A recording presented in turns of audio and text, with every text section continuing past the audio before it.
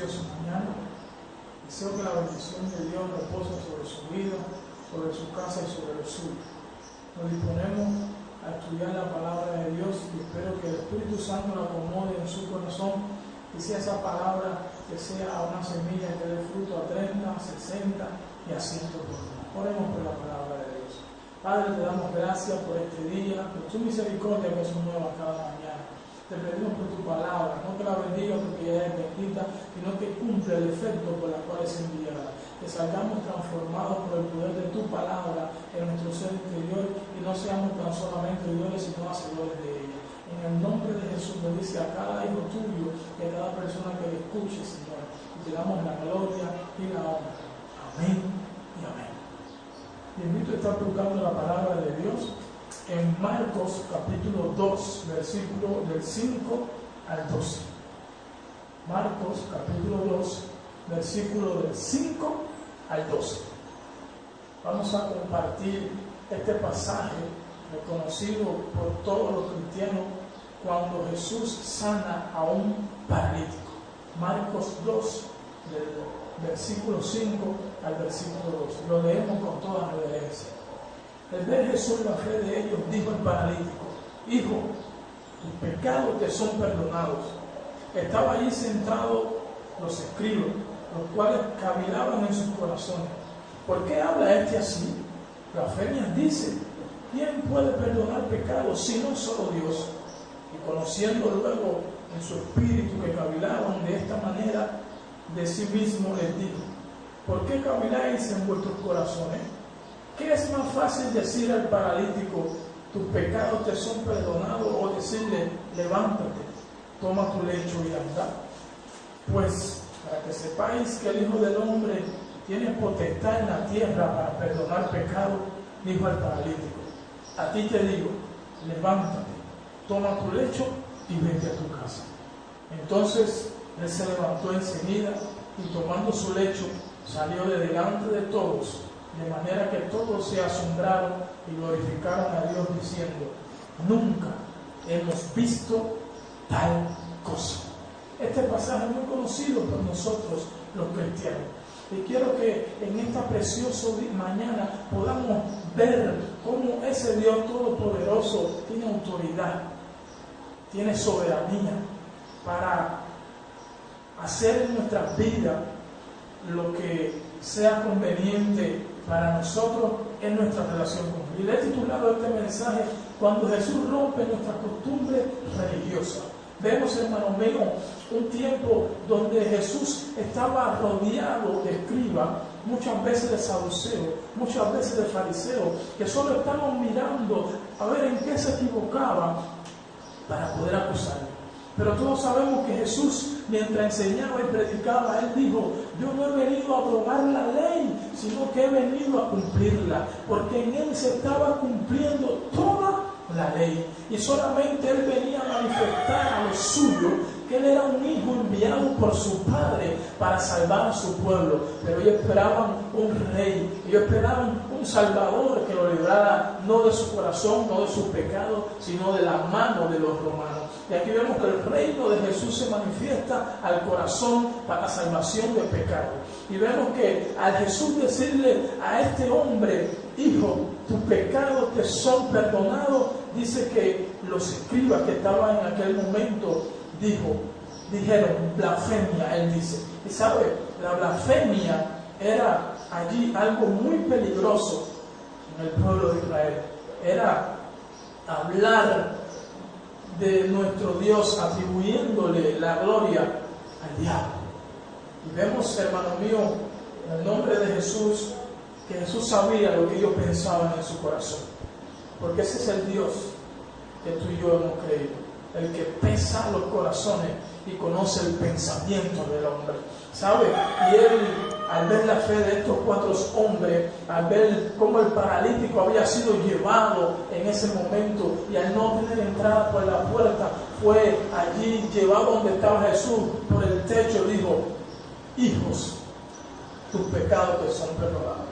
En Levítico 24, del 15 al 16, podemos ver que la blasfemia, de acuerdo a la ley judía, era castigada hasta la muerte. Y sabe, ellos estaban acusando a Jesús no solamente de blasfemar, sino de que podían apedrearlo y matarlo según la ley judía. La palabra nos enseña que solo Dios perdonaba pecados, que cuando el sacerdote ofrecía el sacrificio, hermano, era el único que podía ofrecerlo, y que a través de ese sacrificio Dios traía perdón de pecado a su pueblo, a su nación y a sus hijos. Pero vemos que estos escribas y estos fariseos no eran cualquiera, eran personas estudiosas de la ley, cuya profesión era estudiar detalladamente el Torá, la palabra de Dios, y que muchas veces ellos fueron, hermanos míos, los que allí en el tiempo de Jesús inventaron la sinagoga para que se estudiara la palabra, y muchos de los escribas servían de Sanedrín en el servicio al Señor. Pero ¿sabe? Estos escribas, estos estudiosos de la ley, muchas veces cayeron en el legalismo extremo, a tal punto que ellos a veces discutían si era pecado o no comerse un huevo que una gallina hubiera puesto el sábado, el día de descanso. Y al ellos ver que Jesús perdona pecado, caminan en su corazón, pero ese Dios de autoridad que estaba con ellos en la tierra, ese Dios de soberanía, le estaba mostrando que Él era el Mesías profetizado. Le estaba mostrando que Él no solo tenía autoridad para echar fuera demonios, que cuando eso ocurría el dedo de Dios se había manifiesto, el reino estaba sobre ellos, sino que también, hermano mío, estaba revelando su soberanía y autoridad. ¿Y por qué quiero titularle a este mensaje esta palabra tan poderosa? Porque Dios muchas veces rompe nuestra costumbre, como rompió la costumbre de estos escribas, de estos fariseos, porque en su mentalidad judía, en su estudio de la ley, no habían reconocido a Jesús como Salvador, no habían reconocido que aquel que estaba en la tierra era el Mesías profetizado, que lo iba a libertar no solamente, aleluya, de sus enemigos, sino también del pecado y de la inconformidad de su corazón para con Dios. La autoridad de Jesús fue revelada por la fe de 4 hombres. La soberanía de Dios fue revelada por ese Dios todopoderoso y maravilloso. El Hijo de Dios tiene poder para perdonar pecados. El Hijo de Dios tiene poder para romper costumbres religiosas, como hizo muchas veces en aquel tiempo. En Marcos 2, del 23 al 28, nos enseña allí otra de las costumbres que Jesús rompió, pero no para abrogar la ley, sino para que ellos entendieran que Él era el Mesías que estaba por encima de la ley. Dice que en este acontecimiento de Marcos 2, del 26 al 28, nos narra que un día los discípulos de Cristo, en el día de reposo, andaban y comenzaron a arrancar espigas. Entonces los fariseos le dijeron: mira, ¿qué hacen esto el día de reposo? Arrancando espigas cuando no es lícito. Pero Jesús él mismo se paró y le dijo: ¿nunca leíste lo que hizo David? Cuando tuvo necesidad y sintió hambre, él y los que con él estaban, como entró a la casa de Dios siendo Abiatar sumo sacerdote, y comió de los panes de la proposición, los cuales no era lícito comer sino a los sacerdotes, y aún Dios a los que estaban con él. También él les dijo: el día de reposo fue hecho por causa del hombre, y no el hombre por causa del día de reposo. Por tanto, el Hijo del Hombre es Señor aún del día de reposo. Vemos que todo lo que Jesús rompió en la mentalidad religiosa de lo que en su tiempo vivían, no fue para abrogar la ley, sino para dar a conocer que en su soberanía y su autoridad Él estaba por encima de la ley. Él estaba cumpliendo un mandamiento para que ellos entendieran la profecía que se cumplía en Él. Así mismo hace Dios hoy en nuestras vidas. A veces tenemos costumbres, a veces tenemos hábitos religiosos, y a veces Dios quiere mostrarnos cómo romperlo, pero no romperlo allí poniendo a un lado el significado de la palabra, los principios cristianos. Un ejemplo de eso lo vemos aquí en este evangelio, hermano mío. Jesús sanaba el sábado, Jesús libertaba el sábado, y muchas veces era mal visto por los escribas, por los estudiosos de la ley, por los saduceos, por los fariseos. Pero qué bueno que Él siempre tenía una palabra para ellos. Hoy en nuestros días se está cumpliendo lo que dice Mateo 24. En los postreros tiempos, antes del fin, habrán plagas, guerra, rumores de guerra, se levantará nación contra nación. Y hoy vivimos, hermano, una plaga, una pandemia que ha azotado no a una nación, sino a todo el mundo. Y sabe, hoy Dios en este tiempo ha roto una de nuestras mentalidades religiosas, pero no, hermano mío, abrogando la ley, no abrogando los principios, sino cumpliéndola en cada una de ellas. Nosotros estamos habituados a reunirnos en templos, estamos habituados a ir a reuniones donde se nos enseña la palabra y es bueno. Y no quiero decir que a partir de ahora no lo vamos a hacer más, sino que era una costumbre que teníamos de reunirnos, pero hoy, en estos días de cuarentena, nos estamos reuniendo en la casa, nos estamos reuniendo con la familia, nos estamos reuniendo con los hijos, estamos teniendo tiempo de leer la Biblia, de estudiarla, de orar. Y eso muchas veces ha roto nuestra costumbre de solo dedicar el tiempo a Dios cuando vamos al templo, cuando vamos a la iglesia, cuando es domingo, cuando es día de ayuno, cuando es día del culto del departamento. Pero hoy Dios te dice, no quiero que solamente me dediques un día a la semana, no quiero que solamente vaya cuando es el culto del departamento, sino que he separado un tiempo donde tú puedas buscarme, donde tú puedas ayunar, donde tú puedas vigilar, rompiendo muchas de nuestras mentalidades de solo un día para el Señor, de solo 4 días, y quiere que le dediquemos más de eso hoy en la presencia de nuestro Dios, con nuestra familia, con nuestra casa y con los que viven a nuestro alrededor. ¿Sabe? No era fácil para la mentalidad de esta generación que estaba alrededor de Jesús entender lo que Él le estaba diciendo, de perdonar pecados y de hacer algunas cosas que estaban por encima de la autoridad de ese Dios el día que tenían que guardar. Las costumbres religiosas, hermano, nunca abrogan los principios de Dios. Siempre van de acuerdo a la palabra que Dios tiene para nosotros. Por eso es que hoy entiende que si nos reunimos en este tiempo en la casa porque no podemos reunirnos, hermano mío, en el templo, esto no va contra los principios de Dios. Esto no va contra la estrategia que Dios ha revelado en su palabra desde el comienzo. Porque Dios, hermano mío, lo primero que instituyó fue la familia. No fue un templo para congregarse, pero allí, en esa familia, dice que Dios hablaba cara a cara con Adán y Eva. Qué maravillosa presencia. Y esos son los tiempos que Dios está buscando de nosotros, que en nuestros hogares, que en el secreto podamos tener una relación estrecha con Dios. Hoy Dios te está diciendo, quiero romper en muchos de los hijos de Dios que solamente me dediquen tiempo en la iglesia, en el templo, en las actividades, y que vayan al secreto, que vayan al ayuno, que vayan a la oración y que vayan a la vigilia. Las costumbres religiosas no son malas, pero la soberanía y la autoridad de Dios está por encima de todas las cosas. Y muchas veces ya nos muestran el camino de cómo mejorar nuestra relación con Dios, de cómo estar en comunión con Él y establecer esa amistad que tenía el hombre desde el principio. Cuando usted va a Hechos capítulo 8, ve algo maravilloso y precioso que surgió en la iglesia primitiva. Hechos capítulo 8 del 1 al 4 dice: y Saulo consentía en la muerte de Esteban. En aquel día hubo una gran persecución contra los de la iglesia que estaban en Jerusalén, y todos fueron esparcidos por la tierra de Judea y de Samaria, salvo los apóstoles y hombres piadosos llevaron a enterrar a Esteban e hicieron gran llanto sobre él. Y Saulo asolaba la iglesia y entraba casa por casa, arrestaba a los hombres y a las mujeres y les entregaba en la cárcel. ¿Dónde entraba Pablo? Casa por casa. Uno de los hábitos que tenía la iglesia que nació en el Pentecostés era que se reunía en el templo, pero también ¿dónde? En la casa. En la casa compartían el pan. En la casa ellos comían el pan. En la casa ellos estudiaban la palabra. En la casa ellos adoraban a su Dios. Y es algo que tú quieres, yo quiero que tú entiendas en esta mañana.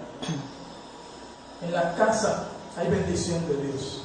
En la casa hay protección de Dios. Y no se abroga los principios, no se abroga la ley de Dios cuando nosotros por un tiempo no nos reunimos en el templo, sino que nos reunimos en la casa, con la familia, con aquel que a veces no teníamos tiempo para conversar o para explicarle la palabra porque vivía del trabajo a la casa y llegaba muy tarde. Cuando llegaba ya estaba durmiendo. La iglesia primitiva en su principio dice que Pablo la perseguía casa por casa porque allí se reunían. Pero vino de momento Dios nuevamente, después de un tiempo de reunión en la casa, a romperle sus costumbres religiosas. Y dice que fueron esparcidos por toda la tierra. Y cuando los cristianos fueron esparcidos, llegó el Evangelio a las otras tierras alrededor. A veces hay cosas que pasan en la vida del cristiano que no entendemos, como esta persecución, como estos cristianos que eran apresados, que eran maltratados en un tiempo de auge espiritual, de crecimiento de la iglesia. Y a veces, a lo mejor esta generación se preguntó, ¿por qué? Pero ahí estaba el propósito de Dios. Dios rompiéndole sus costumbres, sus mentalidades, para que se cumpliera que el Evangelio fuera predicado a todas las naciones. Así mismo hace Dios hoy en nuestra actualidad. Cuando nos reunimos en la casa, con la familia, el Evangelio está llegando a nuestra familia. El Evangelio está llegando al que no teníamos tiempo de explicarlo. El Evangelio está llegando a aquellos que por su trabajo no podían oír las alabanzas y los cánticos al Señor.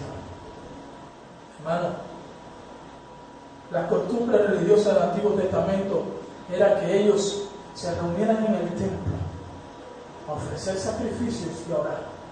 Y en el Nuevo Testamento fueron inventadas las sinagogas donde el pueblo iba a estudiar la ley por los escribas. Pero cuando viene la persecución de la iglesia va a la casa, va a los barrios y crece el Evangelio de Dios. En las casas hay bendición de Dios. En la casa hubo salvación. En la casa, cuando vamos a Éxodo 12, del 1 al 4, vemos que fue donde Dios, cuando iba a sacar su pueblo del cautiverio, le dice, es necesario que coman un cordero por familia en su casa. Lo que significaba un prototipo del sacrificio de Cristo empezó por casas de cristianos. Y Dios le dijo, cuando ustedes allí coman el cordero, cojan la sangre y pásenle a los dinteles de la casa.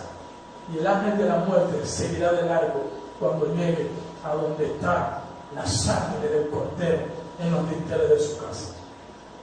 En la casa, hermano, Elías resucita a la hija de la viuda de Sarepta. En la casa, hermano mío, la suegra de Pedro es sanada. En la casa, los 120 reciben el Espíritu Santo. En la casa, Cornelio, sus amigos y su familia reciben el poder del Espíritu Santo. En la casa, Pablo recibe la vista. En la casa, la iglesia intercede por Pedro y Pedro es libertado, hermano mío. En la casa ocurren cosas preciosas y maravillosas. Por eso, nuestra mentalidad hoy, en este tiempo, en entender que Dios quiere bendecirnos en la casa, que Dios quiere bendecirnos en el lugar secreto, que Dios quiere restaurar una de las primeras cosas que el hombre tenía con Dios, y era la intimidad y la comunión con nuestro Padre Celestial. La Biblia nos enseña algo precioso, algo maravilloso, y cuando vamos a nuestra casa no estamos rompiendo los principios, no estamos rompiendo las cosas que nos enseña la palabra. Segunda de Samuel 6:11 dice algo precioso, dice algo maravilloso, dice algo que nos enseña allí que no, hermano mío, es en un lugar, es donde esté el Espíritu de Dios. Segunda de Samuel 6:11 dice, y estuvo el arca de Jehová en casa de Obed-Edom Geteo 3 meses, y bendijo Jehová a Obed-Edom y a toda su casa. Bendijo Jehová a Obed-Edom y a toda su casa. ¿Por qué? Porque estaba, ¿qué cosa? El arca, que significaba la presencia de Dios. Ahora yo te hago una pregunta. Cuando usted va a su casa, ¿estará o no la presencia de Dios? La Biblia nos enseña que nosotros somos el templo del Espíritu Santo. La Biblia nos enseña que donde hay 2 o 3 reunidos en su nombre, allí está el Señor. La Biblia nos enseña en Juan 4:23, hermano mío, que Dios, aleluya, está buscando hoy adoradores en espíritu y en verdad. Dios le rompe la mentalidad religiosa a aquella mujer que le pregunta, tu pueblo dice que hay que adorar en el templo, pero nosotros decimos en este monte. Y Jesús le dijo, hija, llegará el momento donde no es en este monte ni es en este templo, sino que Dios buscará adoradores que le adoren en espíritu y en verdad. Es una realidad que tenemos que entender. Cuando vamos a las casas, cuando nos reunimos en la casa, Dios está con nosotros, porque el Espíritu Santo mora en nosotros. Porque donde hay 2 o 3 reunidos en su nombre, allí Él está. Y no importa si tú adoras en el templo tú también tienes que aprender a adorar en la casa.